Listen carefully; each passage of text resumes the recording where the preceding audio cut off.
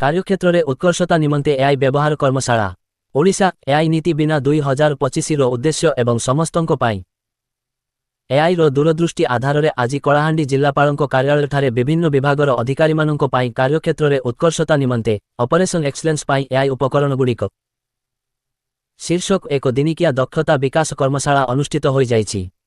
Electronics एवं सूचना प्रयुक्तिविद्या विभाग ओसीएससी द्वारा परिचालित एवं ईएनडो आईटी विभाग अधीनस्थ ओडिशा नॉलेज कॉर्पोरेशन लिमिटेड ओकेसीएल द्वारा एही कर्मशालाटी कार्यकारी होइथिला।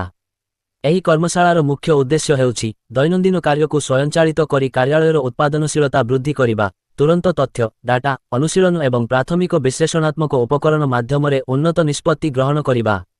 एआई आधारित जोगाजोग सुलभता एवं सूचना प्रसारण उपकरणर व्यवहार करी नागरिक सेवा प्रदान व्यवस्था को अधिक सुदृढ़ करिबा सह शासन व्यवस्थारे एआईर दायित्ववान तथा प्रभावशाली उपयोग पाई एक मौलिक एआई प्रथम मानसिकता विकास करिबा।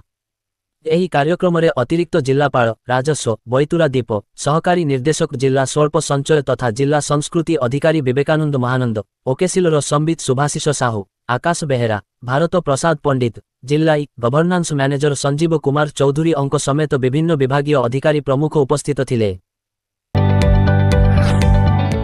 जदि आपंक आम भिडी भल लगा तेब आम चैनल को लाइक शेयर और सब्सक्राइब करने को जमा भी भूलु नहीं।